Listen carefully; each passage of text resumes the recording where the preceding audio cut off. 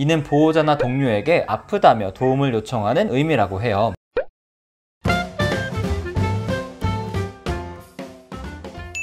안녕하세요, 푸영입니다. 자, 우리 강아지들이 사람처럼 말을 하면 얼마나 좋을까요? 사실 강아지들도 사람처럼 언어를 구사하진 못하지만 짖거나 낑낑대거나 한숨을 쉬는 등 여러가지 소리를 내고 있습니다. 이런 소리들에는 각각 재밌는 의미들이 숨어 있는데요. 그래서 오늘 영상은 강아지들이 내는 소리에 대해서 의미를 알아보려고 합니다. 과연 어떤 소리에 어떤 의미들이 있을까요? 바로 시작할게요. 뿅! 자, 먼저 우리 반려인들의 가장 큰 고민 중 하나죠. 첫 번째, 짖기.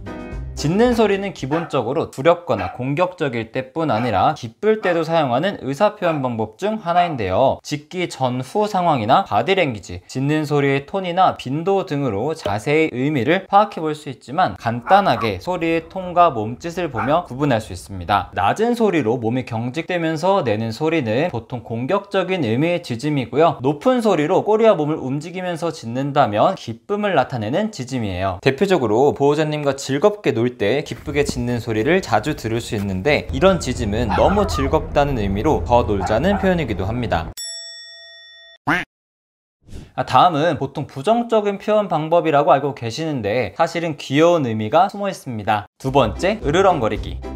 보통 강아지들이 위협의 신호로 으르렁거리는 경우가 많죠. 특히 앞으로 다가가면서 으르렁거리는 경우엔 공격의 신호일 수 있어서 각별한 주의가 필요합니다. 하지만 의외로 기분이 좋을 때도 으르렁거리는 경우가 있는데요. 대표적으로 신나게 터그놀이 할 때 으르렁 소리를 자주 들을 수 있죠.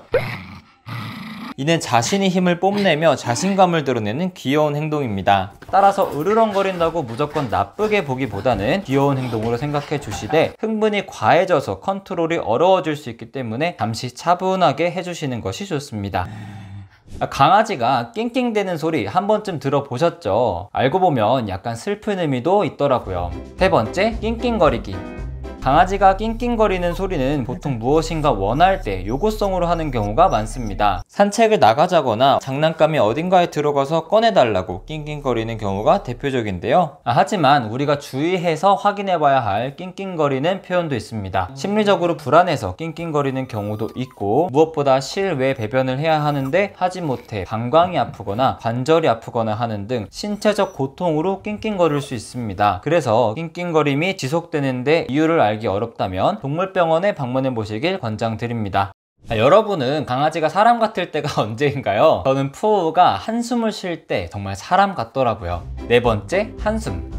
동물 행동 전문가들에 의하면 강아지의 한숨은 마침표와 같다고 합니다. 그런데 행복의 마침표일 수도 있고 불만족의 마침표일 수도 있어요. 이를 알기 위해서는 한숨을 쉬는 자세와 전후 상황을 통해서 알 수 있는데요. 예를 들어서 아침에 일어나 산책을 하고 식사를 맛있게 하고 바로 이렇게 쉰다면 강아지는 행복함의 한숨을 쉬는 거겠죠? 이때 신체를 자세히 보면 편하게 누운 상태로 눈을 반쯤 감은 경우가 많습니다. 반대로 보호자가 산책을 나가자 했는데 산책이 늦어지는 경우처럼 기대하던 일이 실현되지 않았을 때 한숨을 쉰다면 실망감과 서운함의 감정입니다. 어쩔 수 없지 하면서 한숨을 쉬는 건데요. 이때 신체적 특징은 앉거나 누워서 보호자님을 또렷이 바라보며 보호자님의 작은 행동에도 반응하는 경우가 많습니다. 마지막은 진짜 조심해야 하는 소리인데요. 간혹 엄살 부리는 친구들도 있더라고요. 다섯 번째, 비명. 그냥 얼핏 들어도 사람의 비명과 같은 강아지의 비명 소리는 실제로 심한 고통이나 공포를 느낄 때 내는 소리라고 합니다. 이는 보호자나 동료에게 아프다며 도움을 요청하는 의미라고 해요. 푸우랑은 산책하다가 제가 실수로 발을 밟았을 때 이런 소리를 낸 걸 들은 적이 있습니다. 그래서 강아지에게 비명이 들렸다면 반드시 다친 것은 없는지 자세히 확인해 보아야 합니다. 그런데 간혹 엄살을 부리는 강아지들도 있더라고요. 시바견이 대표적인 경우인데요. 오죽하면 해외에서는 더 시바 스크림이라는 별명이 있을 정도라고 합니다. 아픈 것 같아서 안쓰럽지만 너무 귀엽네요.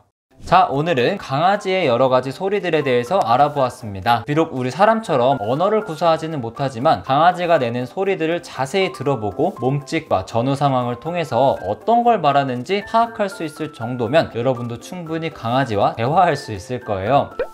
이번 영상을 통해서 여러분이 강아지를 조금 더 이해해보는 시간이 되었다면 좋겠습니다. 영상이 유익하셨다면 구독과 좋아요 눌러주시고 궁금하신 점이 있다면 댓글 남겨주세요. 저는 또 다음에 슬기로운 영상으로 찾아오도록 하겠습니다. 안녕.